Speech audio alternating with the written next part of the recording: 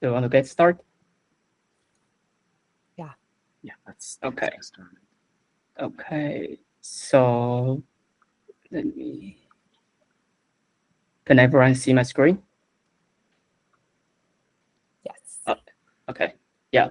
Yeah. Because I share my screen, so I can just see your screen. So yeah. So I think first of all, thank you everyone for joining today's info session, and we are truly honored to have one of the best recruiters I've ever known here with us to share her insights on job hunting.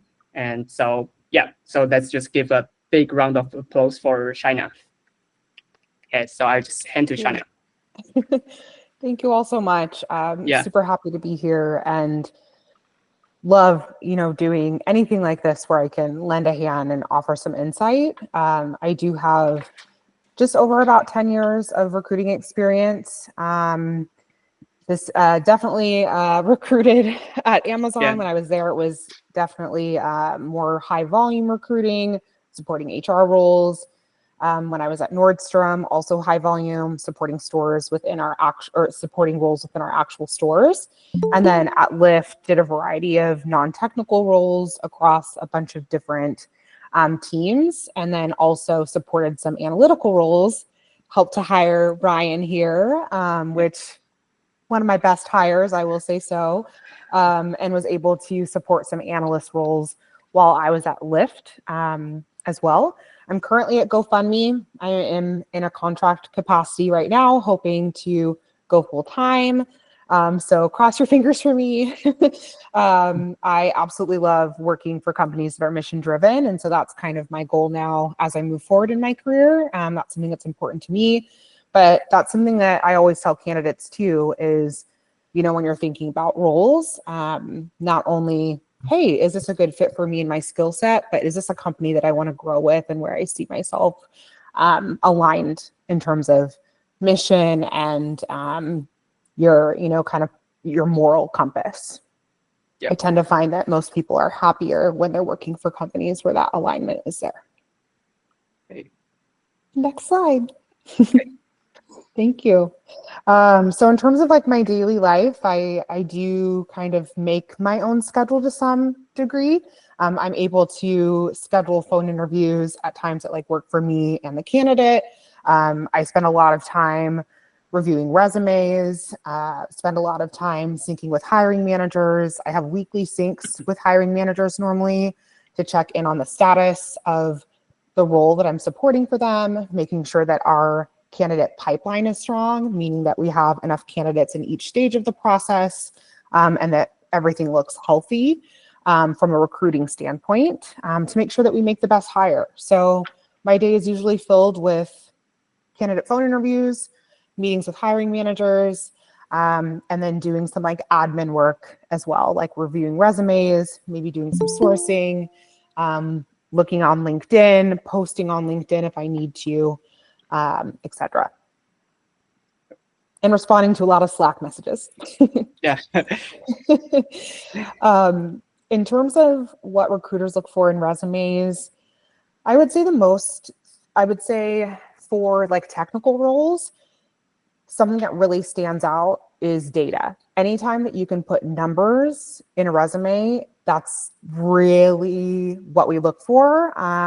A lot of times if we're looking at resumes and it is for like an analytical role, for instance, like a data analyst, and there's no numbers, no percent, no nothing that we can see like that in a resume, then we probably wouldn't move forward with that. We want to see that you're able to showcase that technical capability in that format before we even get on a call with you. And we want to see the impact that you've made as an analyst within your resume. And so anytime that you can highlight projects that you've done, anything that you've owned, anytime that you've made an impact with numbers, those are all really good ways to showcase your talents in a resume without somebody, getting on the phone with you right away, just ahead of time, or before that happens, right? Making sure that all those details are there. Another thing to note is when you are building out your resume, catering it to whichever company you're submitting your resume for. So if the resume, or sorry, if the job posting has certain bullet points within the job posting, which it will, finding ways to weave in some of those keywords into your resume is also super helpful. A lot of times with the new tools that we're using and the sourcing tools that recruiters use now, a lot of AI tools as well. I would say that that's another tip of mine, is to include as many keywords as you can, not overly do it, but the right amount, I would say, Yeah. to where you don't look like a bot, right? We want you to look like we want it to be a real person, the resume, but at the same time, it is nice to see some of those keywords woven into the resume. That way we know that you have relevant experience to exactly what we're kind of looking for, specifically qualifications that are listed on the job description. Not necessarily preferred qualifications, but the actual qualifications that are listed outside of preferred would be nice to see on the resume. Yeah. Key focus areas during interviews: communication and clarity, role and company fit, and attitude. These three things really stand out in the recruiter screen, I would say. Specifically, even moving forward in the process, these are also important. But that first initial contact with the recruiter, something that I'm always looking for is the communication style. Are you clear and concise? Are you able to get your point across without going on a long tangent? Are you able to explain your ownership in the example that you're sharing versus using like we statements? Something else that I look for is that, role and company fit. So a lot of times in that recruiter screen, they're asking about your experience. They might dig into your experience in terms of the projects that you've worked on, or they might ask about like times that you were able to improve a process. Those are times where we're wanting those specific examples of when you're using I statements, and you're able to walk us through that example using like the STAR format, which maybe someone will ask me about that. I can kind of elaborate there. The company fit is also super important. We want to see that you're aligned with the mission. It is always important to do a little bit of research before you get on a call with a recruiter. That's a huge tip of mine. Never go into a conversation without knowing anything about the company. They will always ask you why Lyft, why GoFundMe, why Amazon, and you'll want to have a good answer for that. Whether that's like you feel tied to the mission or you have like a personal story to share. Just make sure that you know a little bit about the company and why you really want to work there. And then attitude is also super important as well. We want to see that this person, has the drive, and that this person has a positive attitude, and that this person can not only do their individual work, but that they're good at collaborating with others. Because I think in general, a lot of our roles nowadays, they call for collaboration, and you're not completely siloed. And so it is important to be able to showcase that in your interview, and showcase that you're, willing to help out other people, not just do the work yourself. And then when it comes to sponsorship and how it affects international students' candidacy, I will say that this is really on a case-by-case basis. When I worked at Lyft, I would say that I supported quite a bit of folks that needed sponsorship, and they were willing to work with a lot of different types of sponsorships and a lot of different types of visas there, where as my current role at GoFundMe, for instance, a lot of that funding is reserved for more technical roles. And so it really just depends on the company. It depends on the role. Sometimes it depends on how many candidates we even have that have applied, if I'm being like realistic. If we have a role that has 4,000 candidates, the likelihood of someone extending an offer to someone that needs sponsorship versus someone that doesn't is a little bit lower, right? But if we have a role where we've had 100 applicants and you're really standing out as like, no, this is the top candidate. We want to hire this person. We're going to support them in any way that we can. Again, case by case basis. But I will say, definitely do not lie about this or like omit this information, because if it does come down to where like we are offering you the role and then it comes out, oh wait, we need sponsor, like I need sponsorship. Obviously not the best way to start the job. But I have seen some of these cases that have happened as well. Usually they can get resolved, but it is great to be, upfront in the beginning. Yeah. Okay. So I think let's just move to QA session. Q&A. Perfect. Any questions right out of the gate? Andrew. Like when you're deciding between like two similar candidates, what is the skill? Like what is the tiebreaker for that one? I'm sorry, you're cutting out a little bit. I heard when you're deciding between two different candidates. Yeah, two similar candidates. Yeah, what is a tiebreaker? The most important one. I don't think attitude or I mean the skills on the skill they're similar skill level. I think it depends, honestly. I can't really say that every single role that I've hired for has a different, not every single role, but a lot of the roles that I've hired for has a different hiring manager. And so depending on what they're looking for with their team, sometimes it's who is the best team fit, right? We're like, okay, both these candidates match up really well in terms of they both performed well in the interview process. They both have great skill set. They're both great team players, but who could elevate my team or who really gelled the best with the team? Or maybe it's like a location thing of like, yes, this person could work out of this office and be with X, Y, and Z people that also sit there and that are on this team. So I would say about 8 times out of 10, it's like more team focused. Who's the best like team fit for that specific hiring manager and their team. And then I would say 2 times out of 10, like very skill focused of who's going to take our team to the next level when it comes to like what they would bring from a skills perspective and up leveling the team that way. And I would say for that, more like senior roles. All right. So it's like a soft skill. Yeah. Would be the tiebreaker. I think so. More soft skill for tiebreaker is what I see most often. All right. Thank you. Yeah. Good question. I actually have a couple questions. Yeah. So you mentioned you helped the company build a talent pipeline, right? So So let's say for a data analytics job for Lyft, for example, what would be a good number of talent to have in your pool, and like how do you filter out each step of the hiring process?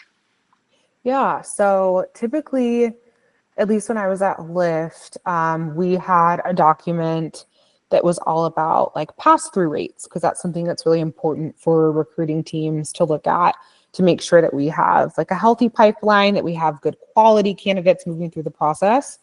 And for a role like data analyst, I do feel like sometimes you have to talk to a lot of people for those types of roles to make sure that those like soft skills, right? And the communication and all of that is there. And so is the skill set. And so for those types of roles, sometimes you're doing a little bit more phone interviews.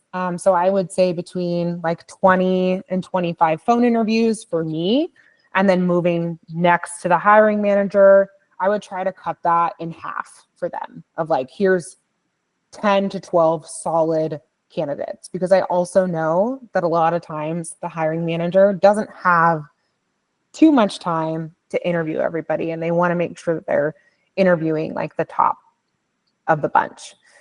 So I would try to cut that in half, and then moving forward from there, trying to probably cut that in half again, where we're only having 5 people move to like that panel stage or that on-site stage or the virtual interview stage where they're meeting some folks from the team or cross-functional partners, and then getting us to like a top 3 situation where we're deciding between 3 candidates, maybe 2, but 2 to 3 candidates at that maybe final interview or even just post panel on-site virtual interview stage of like, here's our top 3 and who do we want to make an offer to out of this bunch. There is a debrief that happens before we decide which candidate to move forward with. And at that time, we're able to discuss all of the candidates' strengths, any opportunities or things that stood out in the interview. And we're able to get everybody's opinions on the candidate and make like one holistic decision of that one candidate that we feel is our strongest. And then sometimes we have like a backup candidate just in case. Got it. Thank you. And a follow-up question is, so I can imagine majority of the candidate did not even pass the phone interview or did not even get a chance to get a phone interview. So at the very beginning of the of the hiring process, do you use ATS system to filter all those candidates, or what's the process there? Yeah, really good question. We do typically use our ATS system, or sometimes there's an additional program that we can use as well. When I was at Lyft, we use like Gem or Hire Easy, which are like inbound or outbound sourcing tools so that you can filter out candidates that have applied. Or applicants. You could also like source through those tools. At GoFundMe, we use something similar right now, where we're able to do a lot of filtering with like keywords, like I kind of mentioned before, and it'll pull out keywords from the job description and kind of filter resumes that way. And that's kind of how we start in terms of looking through resumes. I would say old school, like years ago when I would recruit, it was like 1 by 1. It would take me so long to go through resumes. And I think it was pretty grueling process, honestly, to look at everybody. At the same time, I try to come from a place of compassion. I realize that every resume is a person behind it. It's not just something that I'm looking at.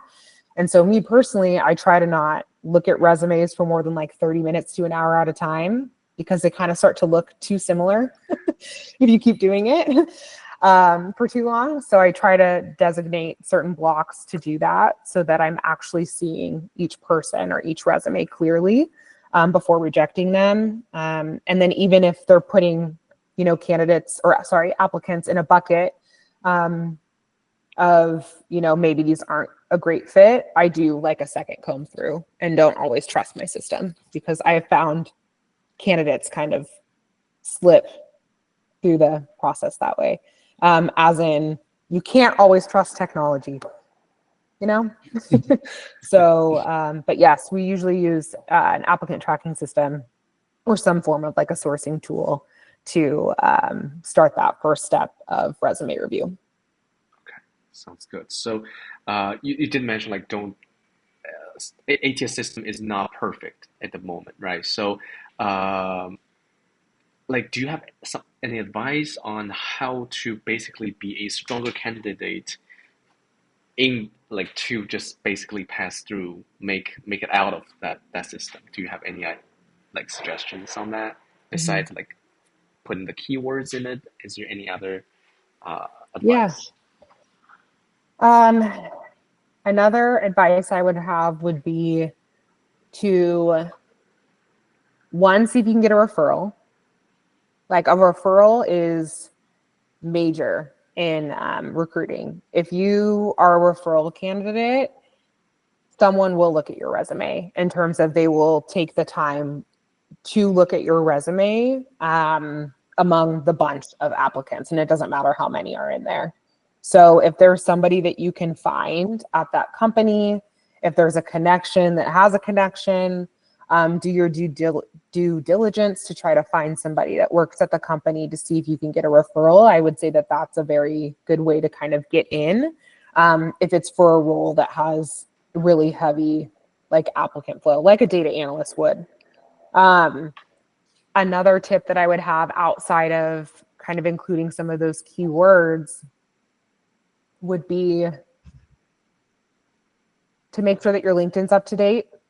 A lot of times when we do see, or when we do pull up applications, we'll like click on LinkedIn. I don't think every recruiter does this, but I often find myself doing this, just looking at applications. When I'm look at the resume, click on the LinkedIn link to see what I'm seeing there, if it's matching the resume. And to just see kind of like the interaction that this person's having on LinkedIn. I also would say a cover letter. Sometimes that really stands out for some hiring managers. I wouldn't say that's consistent across the board, but some managers that are kind of old school, or depending on what the role is, it could be just like a nice touch, specifically for companies that are more mission driven, that are looking for someone that really aligns with that. I would say that always that typically helps too, to have that attached to your resume, of just kind of taking the time to write a nice, letter, which is something that we don't see often, but it is nice to take the time and like read through why someone is really interested in the position, and why they feel, kind of tied to what the work is within the company, and why they want to work there in general. Because sometimes you, obviously, when we get on the phone with you, you get the opportunity to say that, but with the cover letter, you also get the opportunity to kind of send a similar sentiment. So I would say those few things that I mentioned. But a referral, Number one. that at least gets you in the door, because most recruiting teams have policies around referrals. Mm-hmm. So we have a policy where we have to like review a referral's resume, reach out to the referrer. We have to like respond to the referral. Not all applications even get a response, which I'm sure you all know. But usually if you're a referral, you're going to hear from us. Even if it's not like, yay, let's jump on the call. You'll hear from us in some capacity, but definitely that helps a lot. Awesome. And we do also notice that even if we embed some of, if not all, the keywords into our resume, there's still a chance that we may not get picked for the phone interview. Is there a reason? Yeah. Let me see here. I would say another tip, which sometimes it's hard to be ahead of it. It's kind of like the early bird gets the worm kind of thing with recruiting too. You'll often see that if you are able to like apply to a position within a week, then that's good. I would say most recruiters, after they post a role, they'll wait like 3-4 days, and then they'll start reviewing resumes. And that's kind of like the sweet spot to get into that bucket of like, okay, this is a good candidate, we're pulling them out for recruiter screen. At least that's typically my process. Like, I don't wait very long to review resumes. And we do try to keep like the pipeline going. But I will say in the beginning, when we first post the role, like that's the hottest time to apply. And that's when we're reviewing the resume, is within like the first week is when we're reviewing, I would say, the bulk of the resumes. So if you can like turn all your alerts on LinkedIn, like go into Indeed, like keep yourself very active with what's going on, and making sure that you're getting those notifications and alerts so that you can apply to the role pretty quickly. Because I would definitely say that is pretty common for recruiters to move forward with candidates who applied first, essentially, because you're in that first batch to move in the process. Great advice. Thank you so much. You're welcome. Does anyone else have a follow-up question? Or any other questions you may have?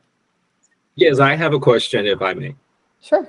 Yeah. So we seen a lot of laid off recently in this big tech company, and we know that we can expect a lot of seasoned candidate in the pool right now. So for you as a Wells experienced recruiter, can you give us some advice regarding how the newly grads can put their resume like outshine other senior candidate, or what kind of feature or quality you will help you to choose new grads over than the senior candidate? That's a good question. And I think it is hard with roles like this because it's a lot of competition. But I will say this, there is such thing as being overqualified.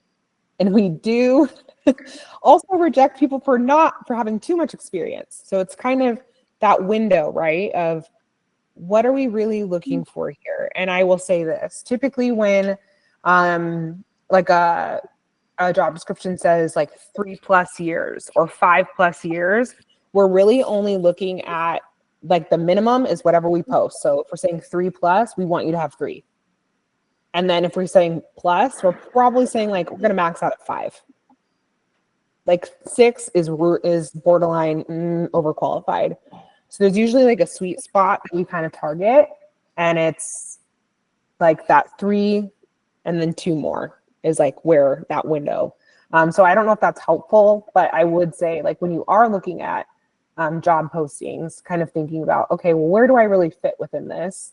And am I really qualified for this role? Am I underqualified or am I overqualified? With that, I will say, sometimes with the overqualification thing, recruiters and hiring managers think about compensation. They're like, okay, well, we don't want to bring someone into this role that is going to want a higher compensation or want a step up or not be satisfied in this position for more than a year. So that's conversations that I often have with hiring managers is sometimes it's a benefit to get someone in the door who's a little bit more green and is like fresh out of school and has had a little bit of experience, but not too much, so that they can be a little bit more coachable and can stay in the role for a little bit before moving on to that next step. And I will say now more than ever, as people really cut back on what they're spending, especially in tech, it's actually it's more of a benefit to be more green than it is to be overqualified. Well, that's a good thing to know. I mean, I don't think a lot of people would assume that, but I'm telling you, I'm having these conversations a lot with hiring managers, and especially when I was at Lyft too, with a lot of our analyst roles. Sometimes, like, I'll have roles now where I'm like, okay, well, yeah, we're looking at a level 3 or a level 4. Well, their preference is to hire a level 3 because we don't have to pay as much, right? I'm just talking very real right now. So it's not always a bad thing.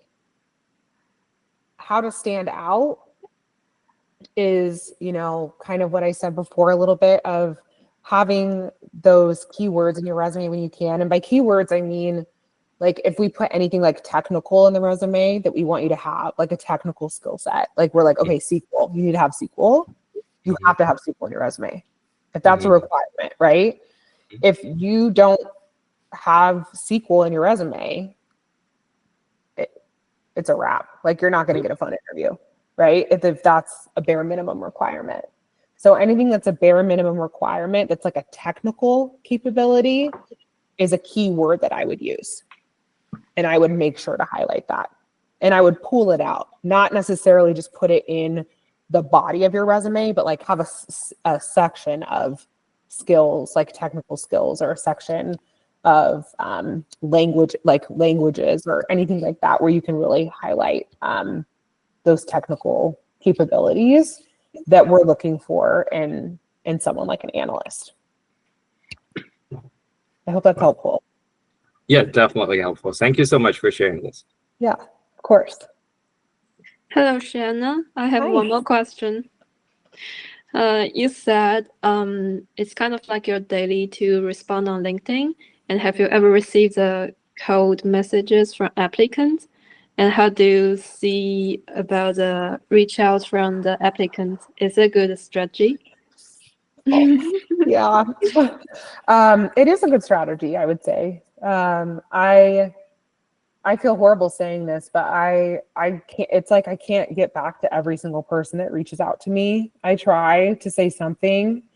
I think when someone makes it a point to send me a message, I really appreciate it, and I do try to respond.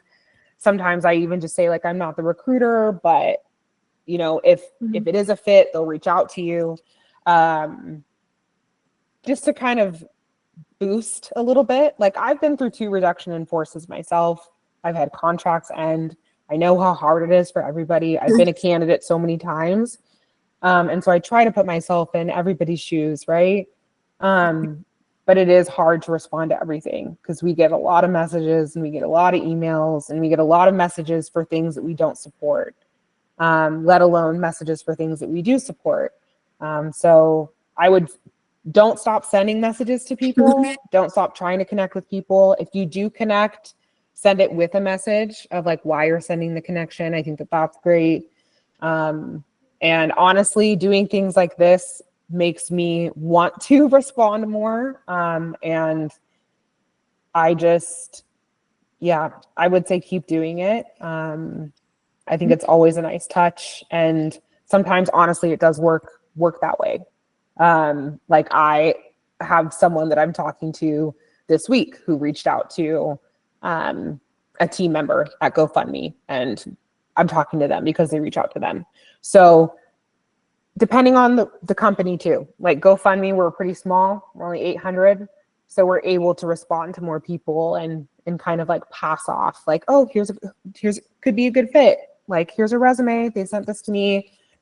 What do you think? You know, we're able to have more of those conversations.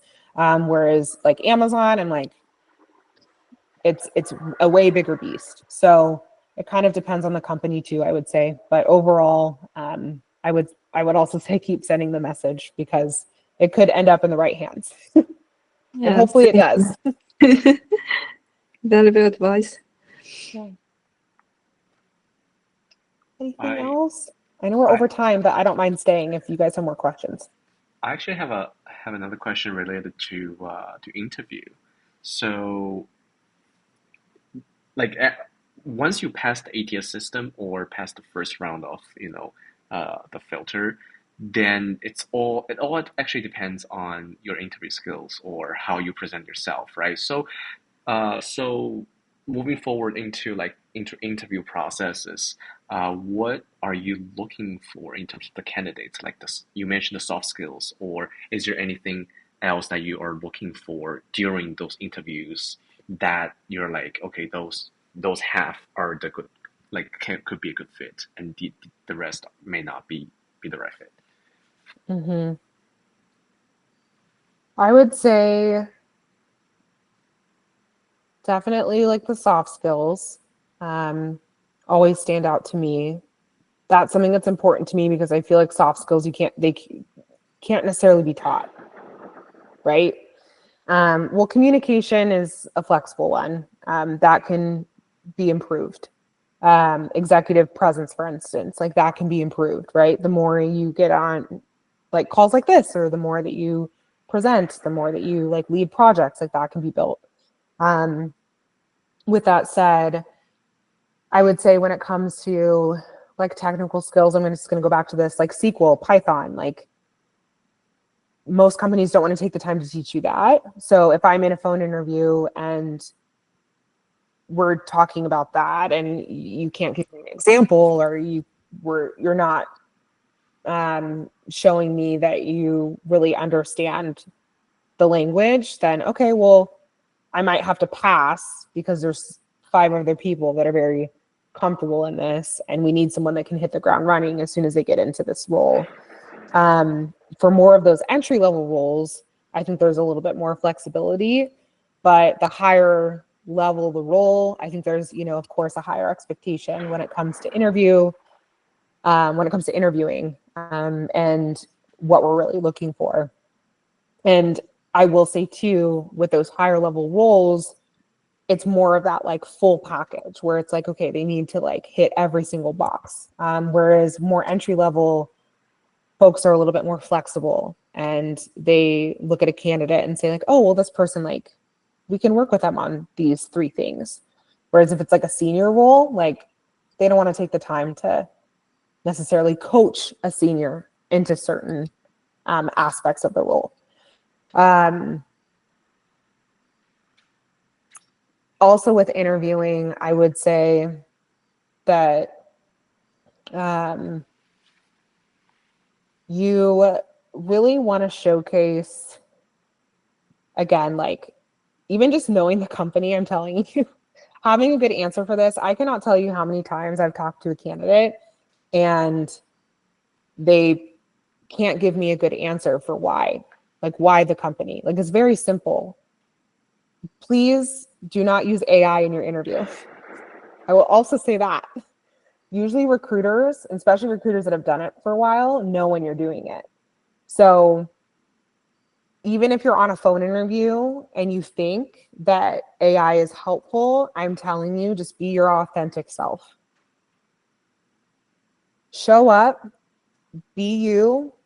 You already applied to the role. You're in the interview right now. Know why you want to work for the company.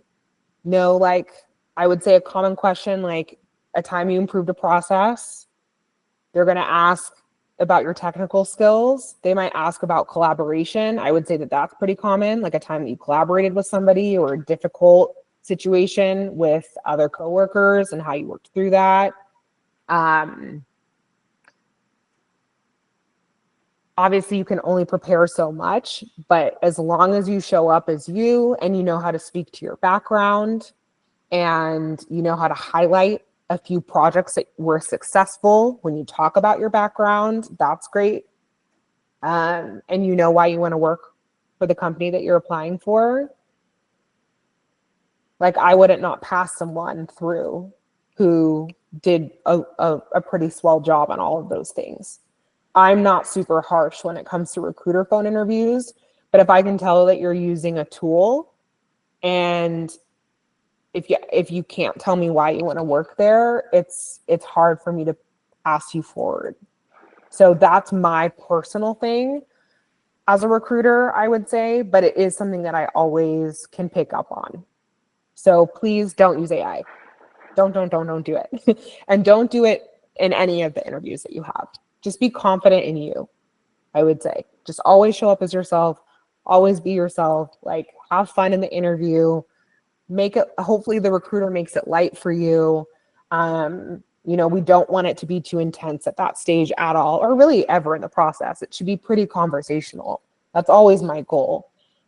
So hopefully, like, you all are getting good recruiters that are making it more conversational and helping you feel comfortable, because essentially I feel like that's part of my job as a recruiter, is to provide that positive candidate experience and make sure that the folks that I am talking with are feeling comfortable to the point where they can easily talk about what they've done and their experience, because I'm leaving the space for them to do so.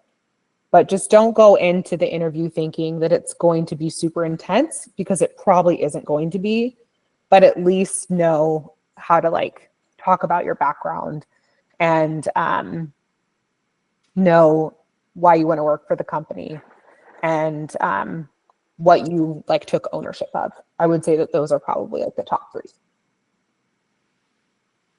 I know I just talked a lot. Sorry. No worries, it's actually really helpful. So it's actually those like small stuff, like the small details that you pick up on. It's not it's usually not the big ones. Yep. I mean, I think I'm a pretty detailed person, but for doing this for so long, it is those small things. And those small things become big things. And the confidence is important. Like we do want to hire somebody that's confident in their skill set. So like if you're using if you feel like you need to use a tool, it's showing me that you're not confident in what you're doing. And that like kind of leaves me in a bad taste in my mouth, because then I don't want to pass you off to the hiring manager, right? And eventually it's not good for anyone, because you're not going to make it through the whole process basically if you're doing that in my call. So it is those little things that can make a big impact. But I would say I can always tell when someone is just like fully engaged in the conversation, and I don't know, there's just something about just being authentic and being like positive and like willing to learn, and like those things, like those always stand out to me too. Like you don't have to be a perfect candidate, because that doesn't exist. Just like show up and try your best, and maybe you don't get picked for that role even, right? Doesn't mean you're not going to get picked for the next one. I would also say like always just like kind of trust the trajectory of what's going to happen, because you will end up where you're supposed to be. And sometimes that like no to the phone screen, or like no, you didn't get the offer. The next company you do get the offer, and you end up like being happy there, and you're there for 5 years and you learned everything you wanted to learn, right? So don't get too like upset either if you don't make it through. Try to learn from those times that you weren't selected. You can always follow up with the recruiter and ask like, hey, like, is there any feedback? A lot of times legally, we're not able to share feedback, especially in earlier stages. And I will say overall, we're not typically able to give very detailed feedback, but it does show, again, like that extra step. Oh, and I forgot to mention something. Please send thank you notes. Those also go a long way, especially like for hiring managers and for people that are on the team. Always appreciated. Not everybody does it, but I think that it is something that stands out too. And you can just send it to your recruiter, because you don't even have to ask them for their email. Just send it to the recruiter, like the recruiting coordinator, and they'll pass it to the team for you. But I would say that that's something else that is a good little like thing to do, just to show your appreciation as a candidate in the process. Thank you so much for sharing. Yeah, of course. Is there any last minute questions? Hi, excuse me, I have question. Thank you for sharing your experience. I'm not sure whether this is your expertise, but I found that some positions they posting on the job board has been like 1 year, 2 years, and I know some company they sponsor the students and they have to post the job on the job board just to make sure that no one can take over their job. So this kind of post, I'm not sure whether if it's still it's existing in the job market, and how can we avoid this? Hi, Catherine. Do you mean like if a job's posted? Yes. Like, do we have to just post jobs no matter what, and even if we have someone for the role, or if we're actually hiring for the role? Yes. So, for example, let's say you have to have 50 people in your loop, and then you just find some people to fill up the space. So those people won't be able to get the feedback from the HR. Even some messages say that, oh, we don't provide any feedback, something like this. Mm-hmm. Yeah, I would say in general, it is tough because most folks don't get a response at all, right? In terms of when you apply to the role, there's times where you don't hear back from a company. And then there are times where at GoFundMe, for instance, like we do try to respond to everybody that applies and send an email at some point. And then when it comes to posting, legally, every role that's available has to be posted for a minimum of a certain amount of time. So for instance, like there could be a time where a company has like a contractor that they want to put in a full-time role. They have to post that role. Okay. Usually, like most companies, like public companies, have to post that role. But obviously, as an external who's not in the company, you think that that role is available. Well, technically it is, but not really, right? Because there's someone that they're going to hire into it. And so sometimes not everybody knows what's really going on with the role if it's active and it's really, we're taking in new applicants, or if there's somebody that's already slated for that role. But I do hope that most people do get a response from everyone after submitting an application. I will also say that there are times where like third-party sites like Indeed or like jobs.com and stuff like that will have roles that are available that aren't really available. Another tip that just came to me: apply to the company's website. Like if you ever see something on Indeed or like a third-party site, go to the actual company's website and check it. And I would apply through there. Okay, got it. I would apply through the company versus applying third party. Nice. Thank you so much. That's amazing. You're welcome. I hope I answered your question. Yeah, thank you. Okay. You're welcome. Any last minute questions? I just like a quick one. For during the application, there's always a question. It's like, how do you hear about us? Like job board or like event, something like that. Is that important? Like do you have to answer like certain answers, which is get more chance to get an interview? Or Yeah, that's a good question. I don't feel like that's a big one that I look at personally, but I'm glad that you brought this up, Andrew, because if there are application questions, please fill them out. Don't put like NA or anything like that. Like GoFundMe, for instance, has a question on every application that asks like just to share an example of a time that you helped someone, big or small. So if you don't fill that out, I'm like, well, you didn't even take the time to fill out your application. You know what I mean? That's my thought. I'm like, you couldn't answer this question? How are you going to answer all those questions in the process? Like, how much do you really want this? Or is this just an application to you? Or is, you know? So we want people that are like passionate about the role, but equally as passionate about the company. And so if you are faced with an application that has some questions, take the time to fill it out. We do look at that. And but outside, like any like questions like that, we would look at. I would say that specific question though, of like, how'd you hear about us? Not as important. And then if you see someone post something on LinkedIn, like for instance, if like I posted something on LinkedIn, don't say that like I referred you if I didn't. Oh, okay. Because that person might check. And then that okay. would be like, okay, this person, what do they do? Does that make sense? Yeah. Like, okay. Dishonest, yeah. Yeah. Thank you. Ryan. Oh, yeah, just based on the questions Andrew asked, I just have follow-up questions. So usually we need to ask questions at the end of maybe phone interview, or like interview with hiring manager. I just wonder the most impressive questions that you have ever heard that make the candidate outstanding. Oh, Ryan.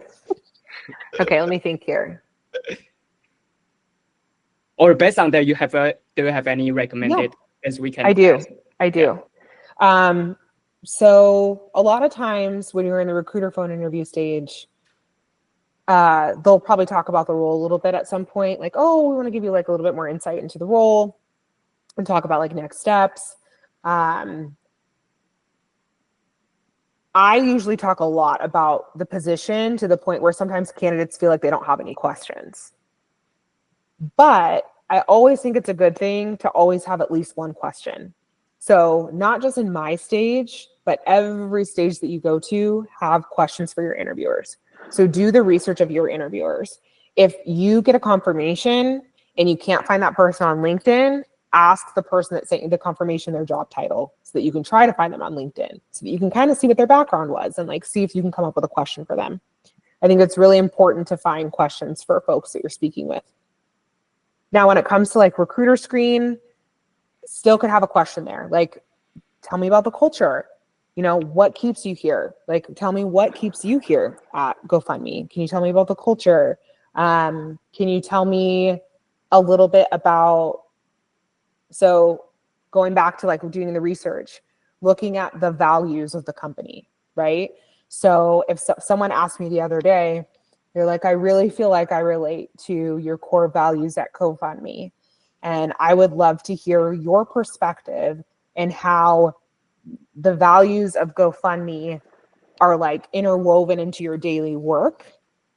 Like, and I was like, oh, okay. Like how do I use the daily values? Like, how do I use these values in my daily life or in my work life? And I thought that was a really good question.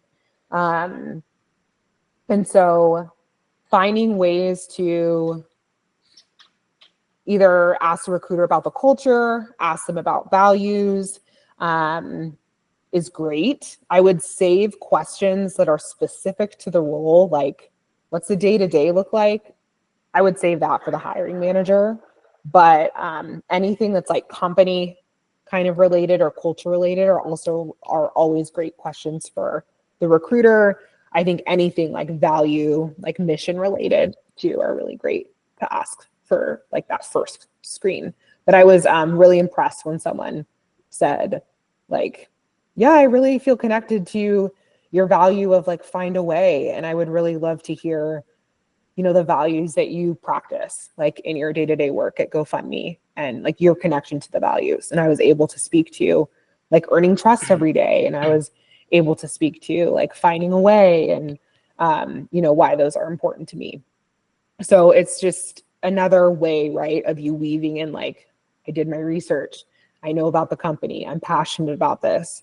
So any chance that you can get to really highlight that, I think is always a good thing. Good. Good question. Everybody has such great questions today. Thank you. I feel like I'm in the hot seat. I'm the candidate today. I actually also have a follow-up question after Ryan. So, okay, so how does a candidate stand out?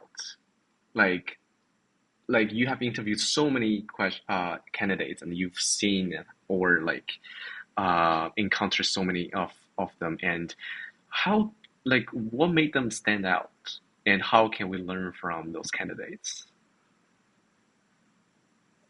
Standing out like when you're already in the interview process or on your resume? I would say both.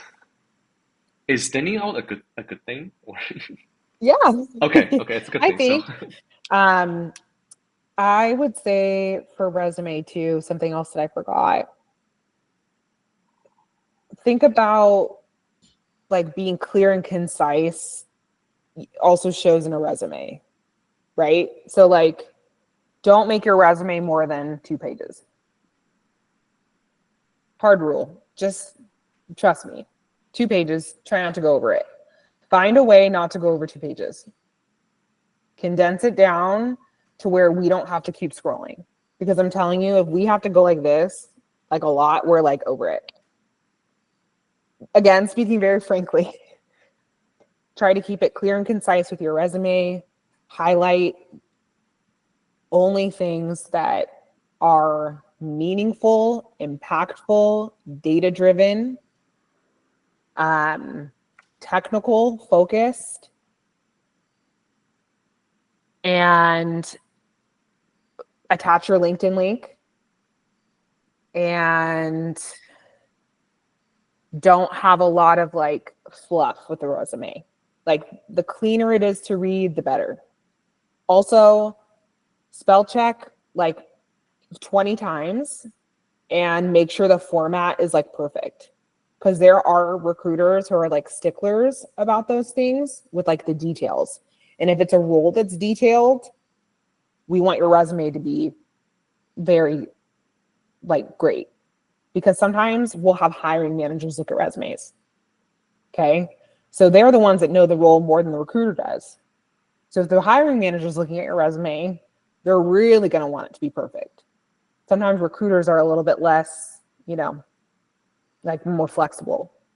So I would say that with resumes too, which I didn't say earlier. Clear and concise, 2 pages max. If you can fit it on one, even better, but 2 pages max. You don't have to put anything about references on there. We know that we can reach out to references if we need to. So if that saves you space, leave it off. And I would also say when it comes to like the interview process, standing out, trying to think if there's anything that I haven't mentioned that would be like really important for you all to know. I would say just making sure that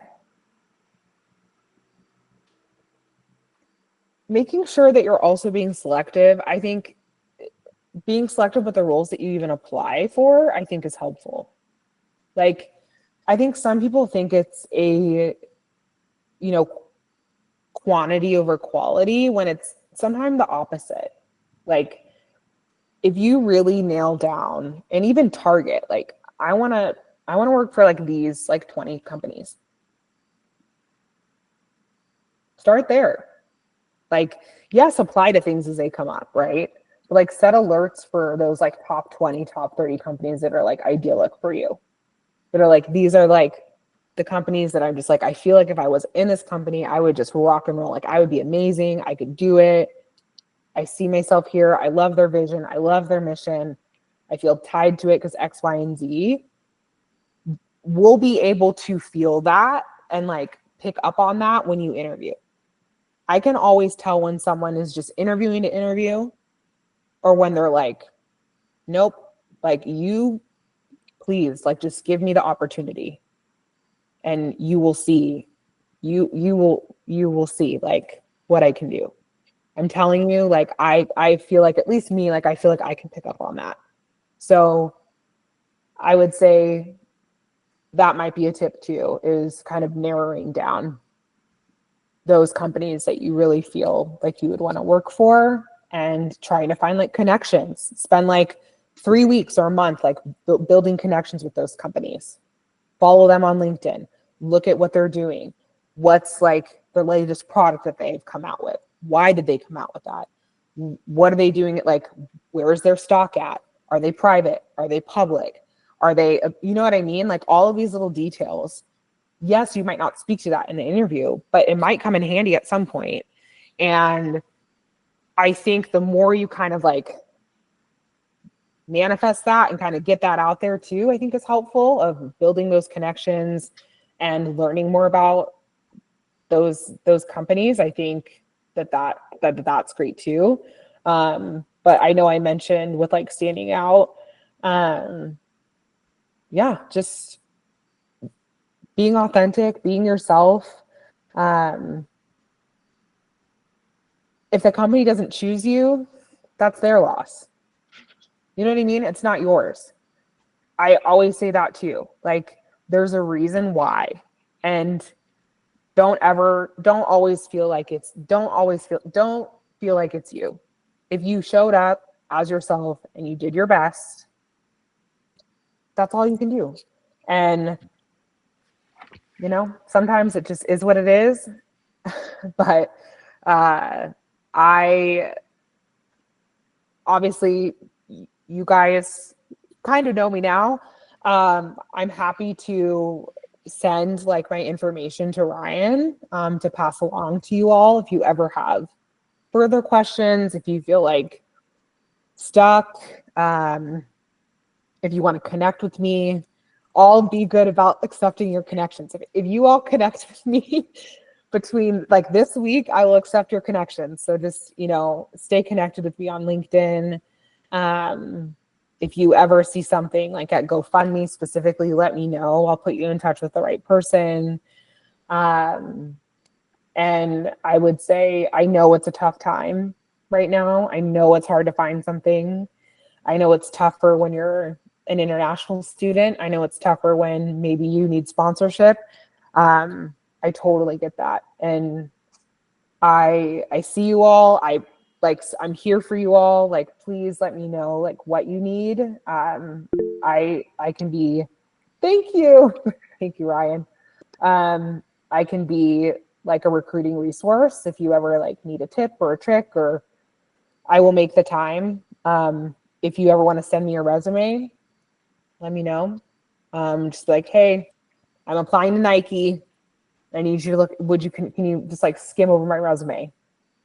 Like, send me the job description and send me your resume. And I'll just like take a quick peek, and I'll see if it looks pretty good from my perspective. I might not know everything. I have not done a ton of analytical roles, but I feel like I've done enough to know enough. So please just let me know what you need. And yeah, but in terms of standing out, I would say just be you and apply to roles that make sense based on the job description, but also just based on your experience. Awesome. Thanks again, Shayna, for joining us today. Yeah, of course. Of course.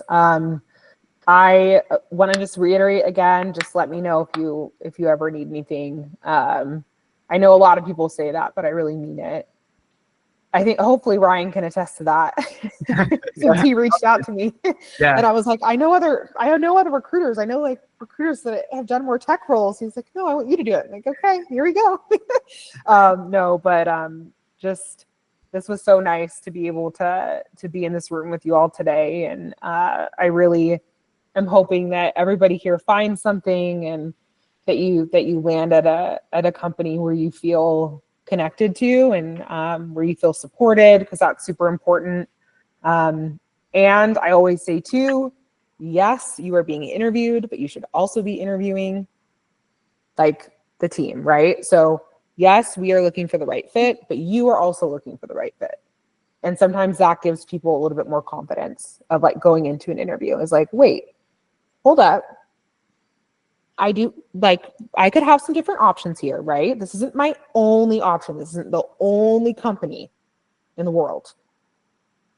So just kind of talk yourself into that like healthy kind of positive mindset before you go into your interview too, of like, okay, like I got this, like I have the skills. All I have to do is talk about what I've done and why I want to work here.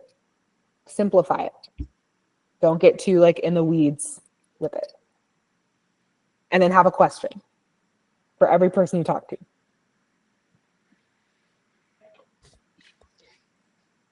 Any more questions for me? I know I kept you all late.